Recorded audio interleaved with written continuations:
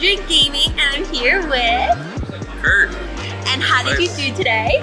Pretty good. I ended up in 9th place, so I missed the world's invite, but then it got passed down to me, which was super fortunate, and yeah, couldn't be any happier about that. You're going to Disney World! Yeah. Okay, so what did you play? I played Amber Steel Mines. Pretty close to what everybody was playing, but I added a couple spicy cards that we'll go over. We love the spice. Let's see it. I played 4 Cinderella. That's pretty standard. Daisy Duck, and Happy is my 1-drops. So no question, are you always mulliganing for Cinderella? Not always for Cinderella. There's some matchups where she's not even that effective. Ruby Sapphire's one where you'd kind of rather have Daisy Duck. Pretty much as long as you have one cost, you're happy with that. Okay. If it's Happy, you're happy, even though it's the worst one. So yeah, you normally just want one cost, and then you want the rest to be like 2 or 3s. So now why did you even choose to have Happy as a tech? Yeah, so it's mainly for the synergy with the 7 Dwarfs Mine over anything else. The evasive comes up, but pretty rarely. There's not really many Diablos nowadays. So you kind of just need an extra thing besides Daisy and Cinderella. There's not a ton of good options in these colors. There's the Steel Simba, but the fact that Happy does 2 damage with the Mine kind of pushes him over the edge. Gotcha. And it's just ink if you have another one. I like it. Yeah. And then for 2s, I have probably my favorite card in the deck, which is Lilo. We'll get to those later. I've got 2 Piglets, 4 Shmi, and 4 Calhoun, as well as 4 Docks, which is one of the main draw engines. Got a lot of 2s, got the 4 Mines, and then I'm also playing 2 Rapunzel's Towers. Ooh, okay. So now let's talk about this. Did you feel like you needed more Piglets? Not really. He's pretty quick to get banished a lot of the times. Only 2 willpower. Doesn't really give you anything on play. Gets banished to Brawl, gets banished to a Sisu plus an Ice Block. But it is nice to have Piglet still. It's just an extra way to gain 3 lore. Sticks. Yeah, it sticks, and it's good later game more than early game, honestly. It's pretty rare that you end up being able to catch somebody off guard with a Piglet turn 2. It normally only survives a turn. So yeah, I liked having 2. I don't really think it needs too many more than that, and I ended up normally plays 3, and I took 1 out to kind of fit some other cards in. Do you ever try to use him and Mr. Smee together so Mr. Smee doesn't get any damage? Oh yeah, that's a good follow-up. Yeah, and I have another captain in here too that we'll go over. Ooh, okay, so now let's talk about Rapunzel's Tower. Yeah, so I'm not playing any Kitas in my deck. That was one of the cards I took out from the standard Amber Steel Mines deck. And I like Rapunzel's Tower a little bit more just because it's a little more flexible than Kita. Sometimes it's not quite as powerful, but sometimes it's significantly more powerful. It's really good against other steel decks, and it's very good with Rapunzel herself.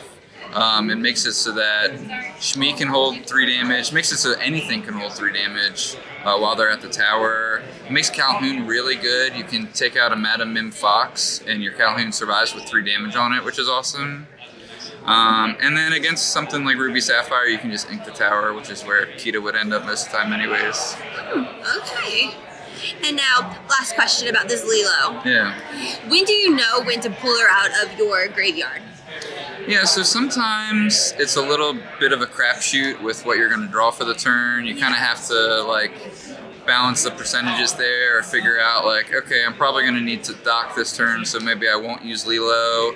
But a lot of times, even if you know that she's going to get banished, it's good to bring her back because it kind of ties somebody up to banish her, saves your other characters. Really good with like Strength of a Raging Fire. It helps get you your 3rd character for Piglet sometimes as well. There's definitely like matchups where she's better or worse. Okay. But I would say most of the time after turn 6 or so, she's always coming back. Coming back? Yeah. Interesting. I love it. Sweet. For the 3 costs, I'm playing deck. I've got 4 Petes, 4 Lawrence, 2 John Silver, Ship's Cook, and then 4 Let the Storm Rage On, and 4 Strength of Raging Fire. You know what I want to talk about. Yeah. Those John Silvers. Yeah, so... What was your thought process? How did he help? Yeah, so it's really nice to have a 3 on turn 3 because they can help sing if you don't have a Cinderella. So I wanted to add another 3-cost character to the deck just to, make that part of the deck more consistent.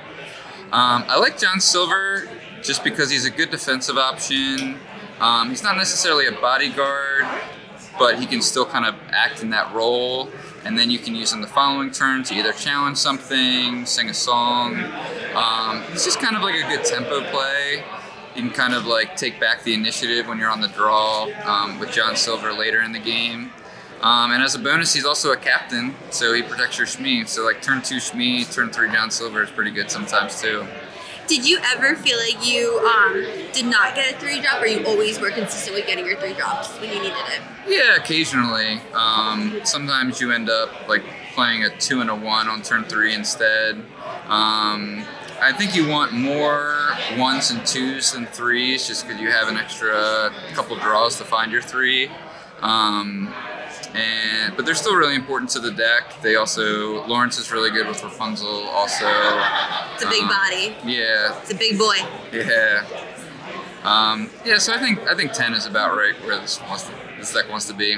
My last question for the 3-drops is, when do you, are you ever hard playing these songs, or are you always trying to sing?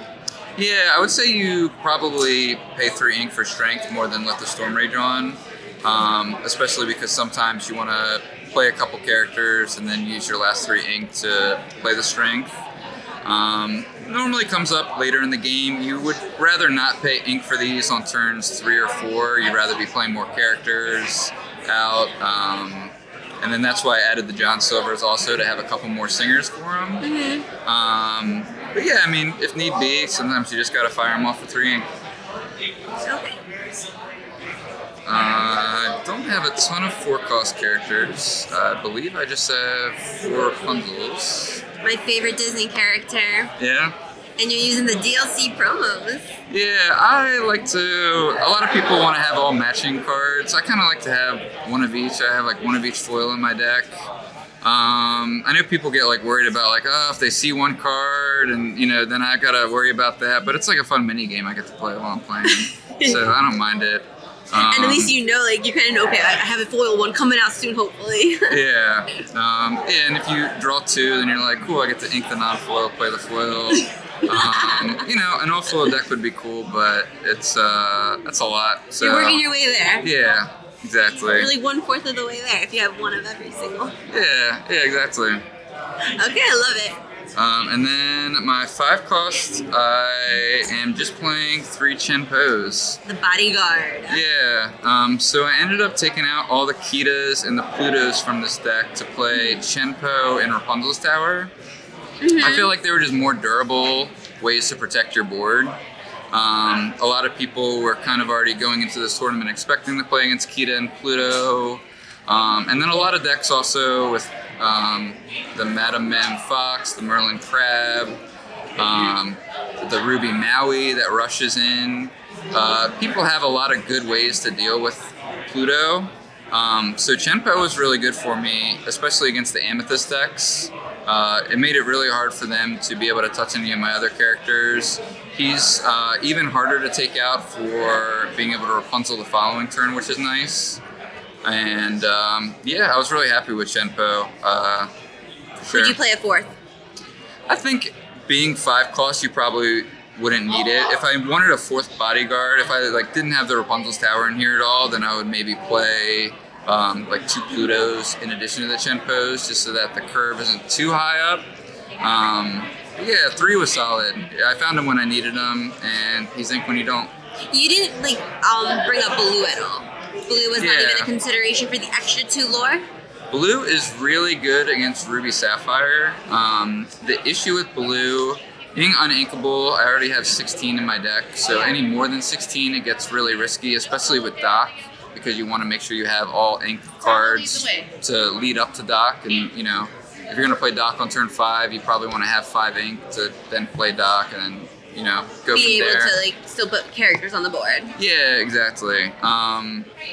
And then blue is also, I was expecting a good amount of Amethyst decks. It was less than what I was expecting. I was expecting Amethyst Ruby to be the most popular, and it ended up being Ruby Sapphire. But blue is a little bit weak against all the Amethyst decks just because they have so many ways to deal 3 damage right off the bat with the Fox and the Crab again. Okay. Well, do you have any shout outs you want to give? Yeah. Shout out to my girlfriend Treasure who came out to Disneyland with me and supporting me. That was really fun. Shout out to my parents for taking me to Pokemon tournaments when I was a kid to get me here. Shout out to all my friends and family in Maryland that helped me prepare for the tournament. Yeah, and then shout out to Luxury Gaming for bringing us here today. Okay, awesome. Thank you for watching, guys.